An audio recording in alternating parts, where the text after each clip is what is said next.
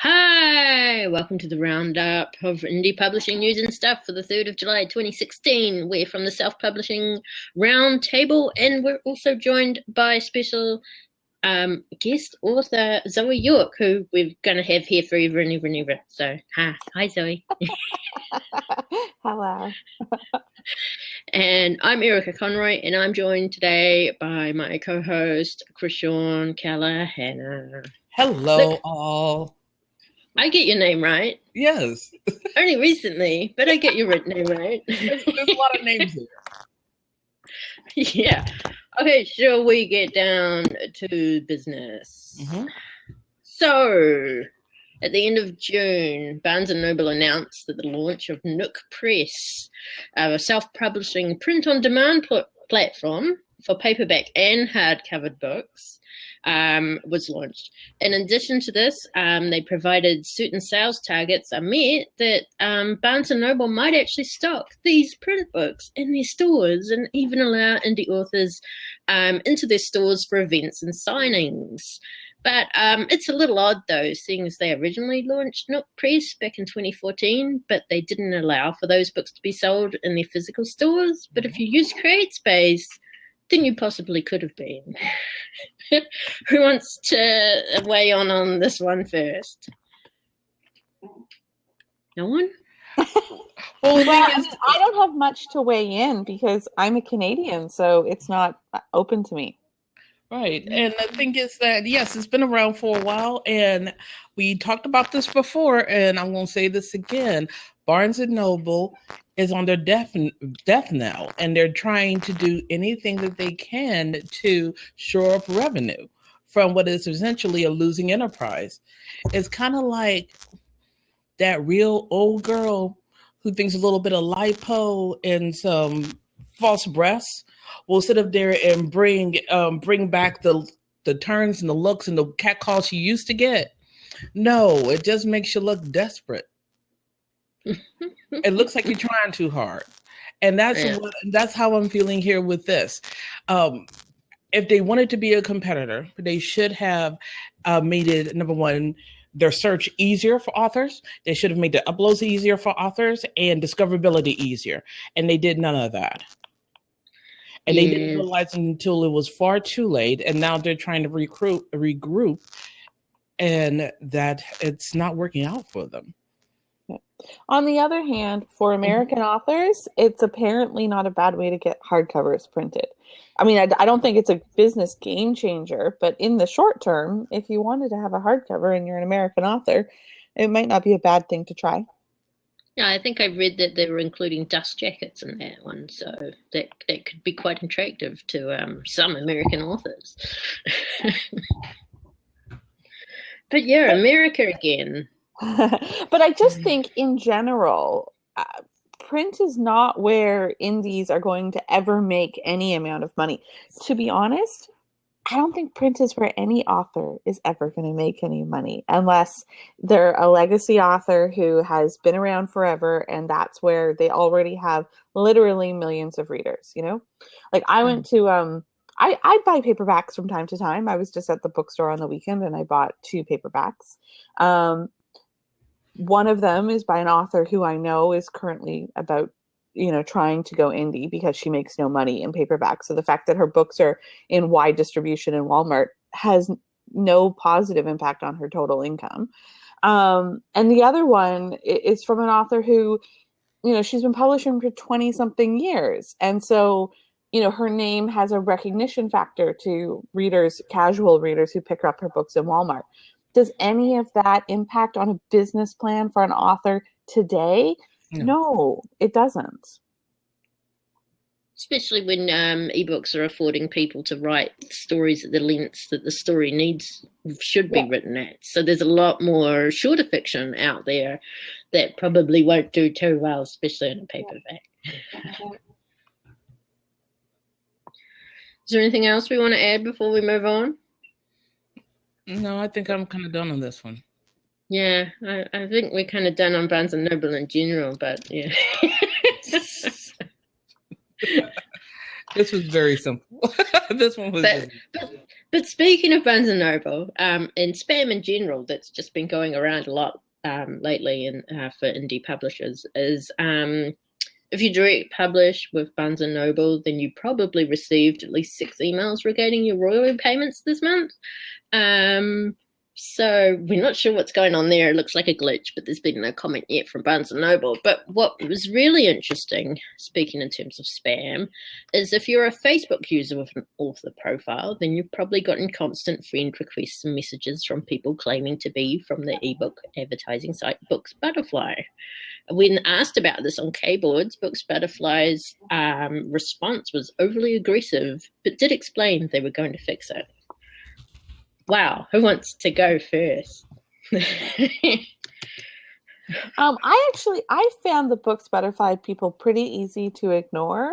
They're not nearly as aggressive to me as the and I don't even understand who these people are. The Promote KD book people. I get 10, 15 friend requests and requests to join my reader group every single day from something called Promote KD Book, and I have no idea what that is, but they have they seem to keep creating account after account after account. Mm-hmm.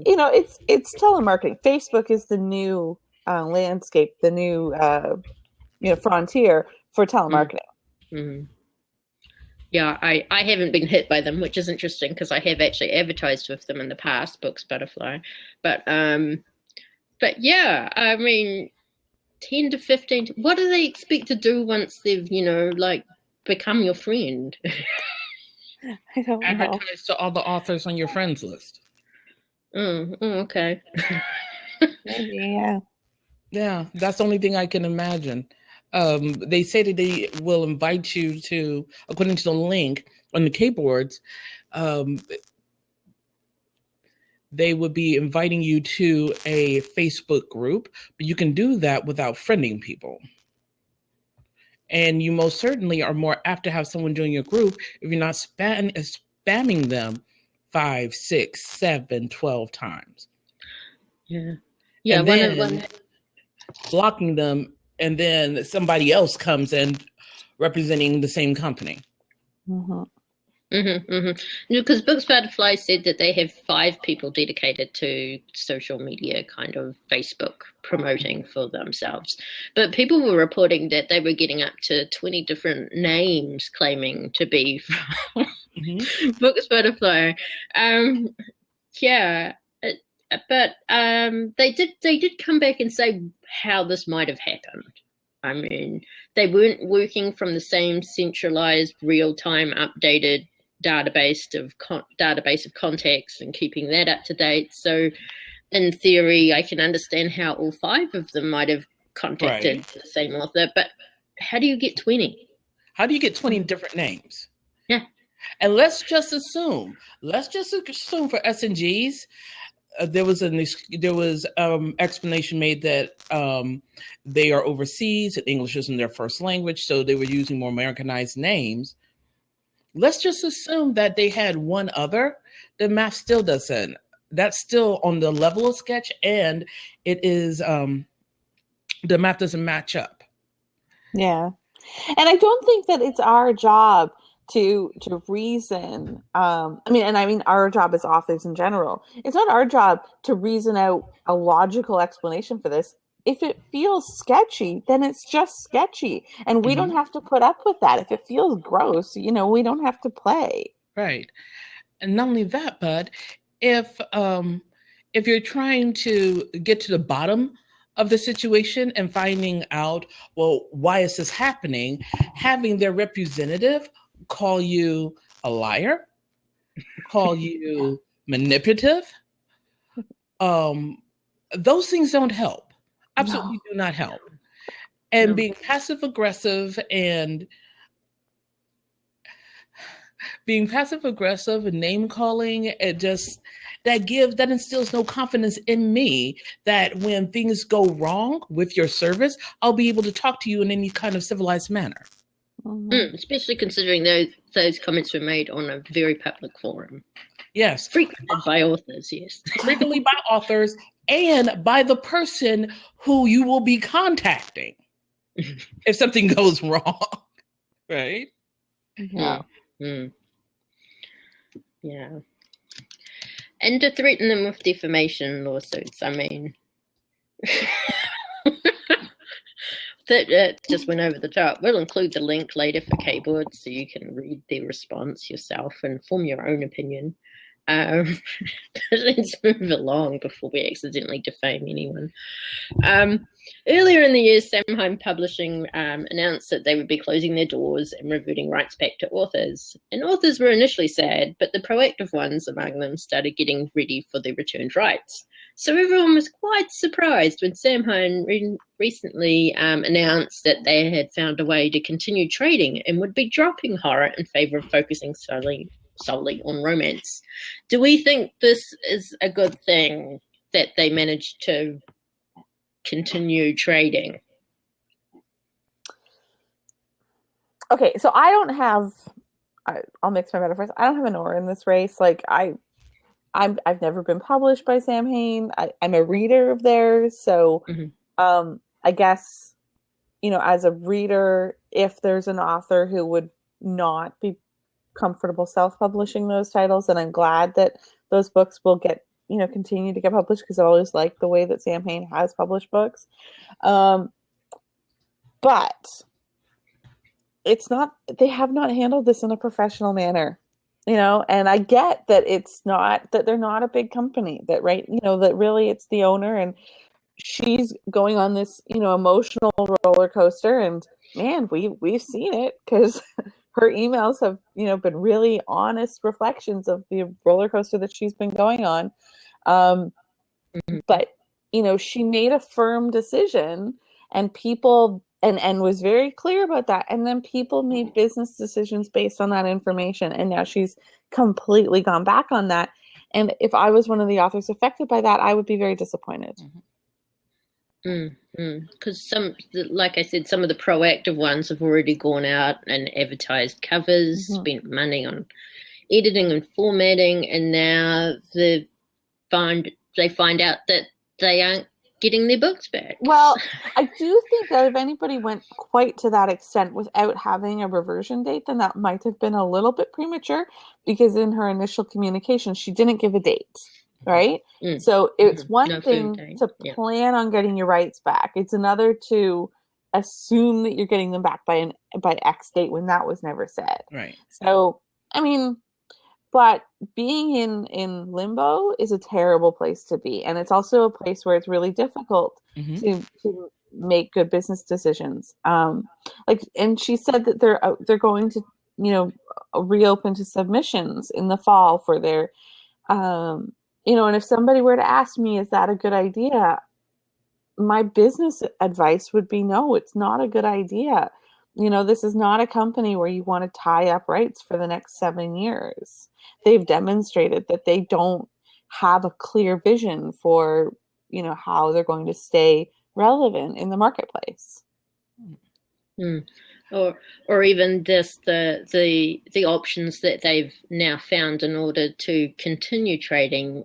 Why couldn't they have been realized before they made that firm decision to close? And also some of the things that they have done of late to save some money or make some money are not ongoing revenue streams. So like they've cut back their editorial staff. Well, so yes, so now your overhead is less, but if you ramp up to producing more books again, you're going to have to then ramp up your editorial costs again, unless you aren't going to deliver the same level of editorial care. They've been selling backlist audio rights, which they hold the rights to, and there's been nothing nefarious there. I mean, they have the rights, they're able to sell those, but that's a limited number of titles, and they're selling through the backlist to get money right now. That isn't a regular sustainable source of revenue going forward. I think I also read that they are all now telecommuting, the staff. I guess so. I mean, there wasn't a huge amount of staff that was on site anyway. I mean, all the editors that I knew that used to work for Samhain were freelance. Mm-hmm. I think on what I'm a little torn about this. Now, I don't have your depth of knowledge, Zoe, but looking at it from someone who's totally outside the situation, I find it a mixed bag. Number one, I am glad that she realized what she needed to do and make the appropriate changes and was able to be a publisher for those who want this. On the other hand, I believe that she should have been more clear, more concrete, and taken the hit of losing those who were already expecting to get their rights back. Because what that would have done for her is, would she have lost some people on the back end? Yes. But by honoring her promises and working with a smaller ship, she would have regained that trust. And people would have re-upped. People would have been, well, what do you think about me going with them? You know what? When she went out of business, she gave me my rights back. She's a woman of her word. All right? Yeah. She could have started again. Right. Well, and not even started again. She could have just tightened her catalog. Mhm. I mean, her backlist books, other than those royalty rights, are not right now earning them any money. So it's not like she's earning on them and that's why she's clinging to them. You know, they're not promoting their backlist in the same way that a smart indie author would be. Right. They're not doing any of that. And so why not build her reputation if you cannot build up your revenue at this moment, right? Yeah. And return the rights like you said you would. And then go on with a small ship. Do you think she's probably keeping hold and keeping the ship running because out of a love for it as opposed to it being a full business sense venture kind of thing? Right. Yeah, I mean, I don't think that, and I don't know her personally, I've never met her, but everything that I've seen from her communications that have been shared online, she has a strong passion for the company, her authors, the process. Like, it's not just a business for her. It's been her passion for a long time. And yes, I think that if any of us had a company that we had built that we loved, we would cling to that if we saw that there was a viable way to continue. And I don't think that it was a mistake for her to say, I'm not sure that I see a viable path forward. I mean, that's humble honesty, right? Yes. Like that's, but she either shouldn't have said, and you can have your rights back at some point soon. We're going to do that in an orderly process. If then you don't, in fact, do it in an orderly process. Or at all. Or at all. Or you give your rights back, you know? I think maybe she was pressured to answer that one probably at the time.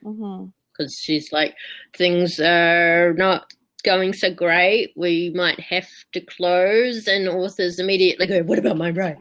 Yeah. Well, what about my book rights? Then what you say is, if indeed we do go out of business, then I will revisit when you will actually be getting your rights on this date and time, right? Are within 30 days of when that final decision is made or something. But we are going to hold on to your rights as long as we are confident we can find another viable stream. You could have told them that, set the right expectation, and then folks wouldn't have been upset. It's all come down to wording in the end, doesn't it?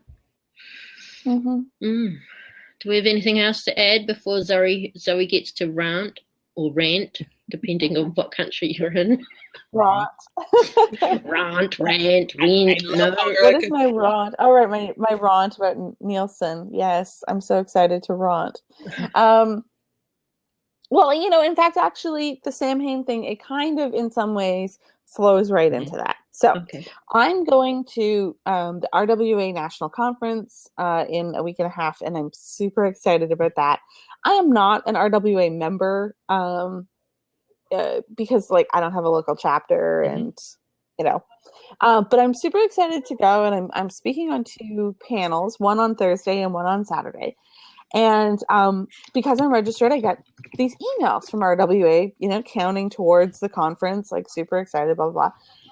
And the last one that we got included a heads up just at the bottom of the email, kind of casually dropped in there. Oh, by the way, at the same time as RWA is going on, Neilsen, the ratings company, is having their first summit on romance.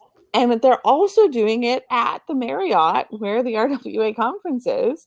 It's on the Thursday. And if you're interested in going, we've negotiated a $50 discount for RWA members. But please note that this is not RWA organized and there is an additional fee of going. The additional fee is hundreds of dollars.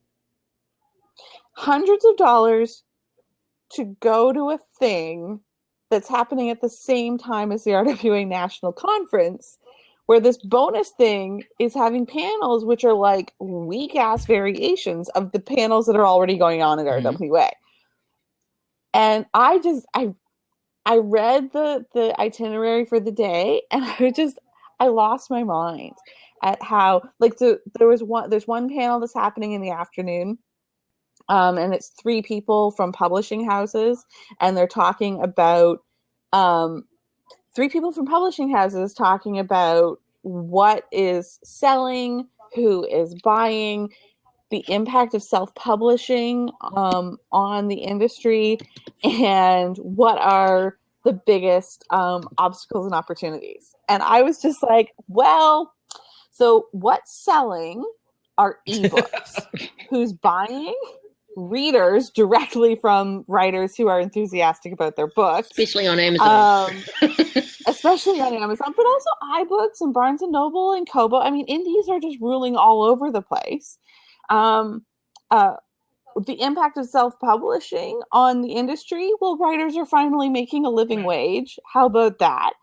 And our biggest obstacles? Industry, well, as I said, mansplaining and industry splaining. And when you have a panel that's nothing but people from the industry who have no clue about what is wrong with their industry, what kind of a summit is that? That's ridiculous. Meanwhile, if you step outside of that, second gatekeepered event, hundreds of dollars to get it, the only people who can get in there are people who can expense that. Because there's nobody who's registered for RWA who's then going to register again for the stupid summit. And then, so the only people that are going to be there are going to be people who expense it, people who are from the industry, from publishing houses. And it's going to be like they're talking inside a tunnel. None of them are going to come out of there with any new true knowledge about romance. Meanwhile, outside of the summit, there's going to be real conversations going on between writers. And that's what I think of the Neilsen Summit on romance. Why Neilsen? What has that got to do with romance? I assume that they have a budget for such things and they must spend it somehow. When's the sci-fi one? Not only just television, they're also polling. And they do book scan, right? So they track all the books that have ISBNs and are sold in paperback version. So they think that they have an idea of who buys books and where they buy books, Walmart and people who pick random books off the shelf, when in fact, the vast majority of books are now sold online and they're digital. And none of that is tracked because Amazon doesn't want Nielsen to track that. I feel strongly. They don't want Nielsen to track it, so they don't know how much money they're earning, or... I don't know. I mean, like you would have to. They can reverse engineer the techniques, algorithms that they're using. They could also match, or try to, or attempt to match the types of genres that are being offered, which would. But indies manage to do that, like it doesn't take any effort to actually just look at the top 100 and go, oh, but that requires interns. Okay. And wage slaves to do that. Or just thinking. It boggles my mind.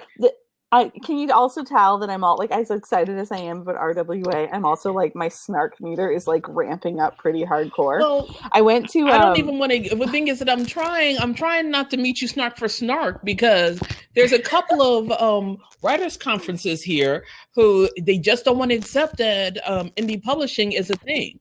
Last year I was there and they were talking about covers for your art. And then they opened it. I kid you not with, let's just agree that all self-publishing covers are bad, okay? Now let's go on to the topic. I nearly threw something. Here's mine! Not mine. And not hers. No. Mine are pretty. So they're mean on them. I went to I went to the Emerald City Writers Conference last year in Seattle, which was great. I really enjoyed the honest conversations that I had with authors there. What I did not enjoy was the agent and publisher panel that I snark tweeted through, because they said such bullshit things as you can't follow the shifter trend and nobody's buying first person books right now.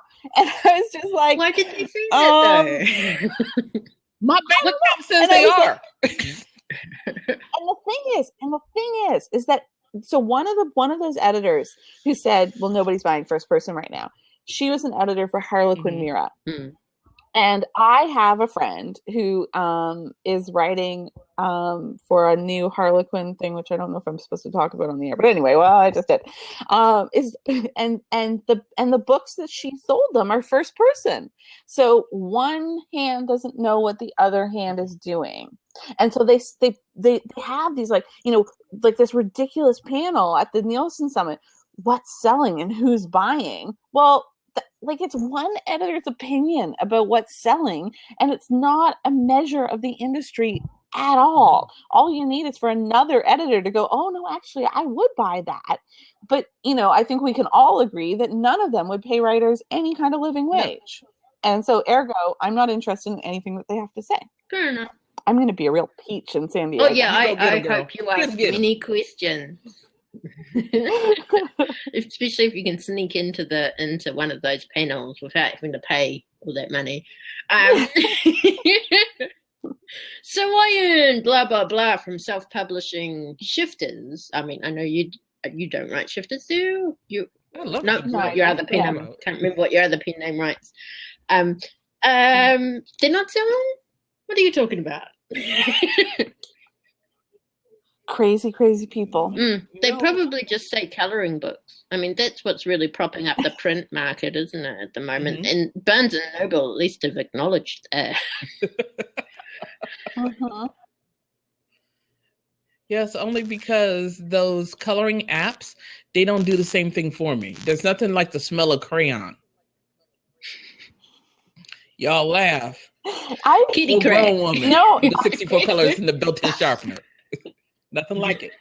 I don't mind coloring as like a fun activity, but I'll be honest, like kids coloring books are way more my speed than adult ones. Like those little teeny tiny spaces. That's just frustration. I don't have. Have you seen the Half Naked Men coloring book with pickup the Vanessa Vale one? I think it's that one. I can't remember who did it, but I shared it around Facebook recently. I was like, wow, now there's an idea. I have the Vanessa Vale one.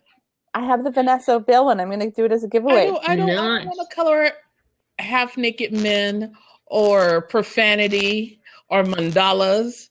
I want to color in Hello Kitty and the Super Friends. There's nothing stopping you from buying those. No, I'm like, don't get me wrong. I love that folks are enjoying it and they get a lot of peace and therapy and fun out of it. And more than one friend has made coloring books are absolutely fantastic. But Super Friends. Well, they don't cost as much as a normal paperback book here, so that's one draw card, I suppose. Oh. And they usually have a whole table to themselves in Paper Plus, so I was just in there yesterday looking at book covers to see, what's up for suspense, mystery, and thriller at the moment, since it's the new promo we're running this month. You want to take the little time? You want to take the little time we have left to talk about that? Yes. What's your next promo? SPRT is running the mystery, thriller, and suspense promo for ebooks. The ebook has to be free during the 3 days that it's running, so that's the 27th to 29th of July. It costs money for you to submit, but it's pretty painless. The romance one we ran last month, oh my fucking god, it was insane. The highest amount of sign-ups went to Demelza for about 1,600. Wow. 1,600 readers said, yes, I'll sign up. It probably helps that she says, get 9 free books when you sign up with me. But I'd sign up too. And I may or may not have. So yeah, but no, that's a lot of work on my end, so you guys don't have to do much work. You just have to do all that it says is send it out to your mailing list, let them know that they can get awesome books in the same genre. You also get awesome also books from the same genre, and downloads and mailing list signs ups. Mm-hmm. And you can find the information on selfpublishingroundtable.com. I'll have a pretty little banner at the top like I did for the romance one, so you can get to the suspense, mystery, and thriller one. I always say it in a different order every time. And I'll set up the Facebook. I think we've already got 7 submissions last time I looked, and I only opened it yesterday, so that's great. The more authors we have, the more awesome books we get, the more readers we will be able to share amongst us. And the authors are raving about it. So if nothing else, this is great for discoverability. It is great to find out what other books are out there and just get a taste for how your book is received and being able to build your audience and platform. You owe it to yourself. Yeah, basically the romance authors from last month's promo were caps lock excited in their replies to me. Lots of excited and yelling and screaming and hollering, jumping for joy in every private group that I'm currently in. So I'm now worried that no other genre will be able to measure up to the romance one, but we'll see. Well, that's true most of the time in every kind of element. But, it's okay. Coming in second to romance is never a bad thing. It's not a bad thing, considering that romance writers are some of the coolest writers I know. Yep. Seriously. The ARWA has been a friend to this writer. So, yeah, I'll take second place to do. Okay, awesome. Mm-hmm. I think we've tooted that horn probably as much as we did our first news item. So, so let's wrap this up. Zoe, more interesting. Yeah, Zoe, thank you for coming in. Where can people find you on the internet? ZoeYork.com, and I have a new box set coming out on Tuesday, the Seals of Summer 3 box set, 99 cents for 11 brand new stories. And there's a half-naked man on the cover? Of course there is, and like a whole bunch of half-naked men running down the spines. Ooh, nice. You should do a calendar. That's a great idea. We're going to do the coloring book. But I think you have to pay for extended licenses, don't you, if you want to sell merchandise like that? But it could be worth it. Well, maybe we'll just get readers to send in their husbands' pictures or something. That's an idea. They really want other women ogling over their husband for a month. You would be surprised. Or more. I think you will be surprised. We tap into that voyeuristic element, the kinkier readers, and it's all good. Yep, that's where the money comes from. Chrishaun, thank you for coming in again. Where can we find you on the internet? You can find me on the internet at alazar.com. ALLAZAR. See, I learned how to spell it since Thursday. And I also have a new book, Tales of Alazar, Black Organizations, available on Amazon. Come and check us out. Yep. And I'm Erica Conroy. I can't be bothered giving you my website because I haven't updated it in a while. But selfpublishingroundtable.com. And don't forget, we also do Thursday podcasts. So please check out last Thursday's one with Jasmine Walt. It was fucking amazing. It was so good. It was so good. Okay. Good night, internets. Bye. Bye.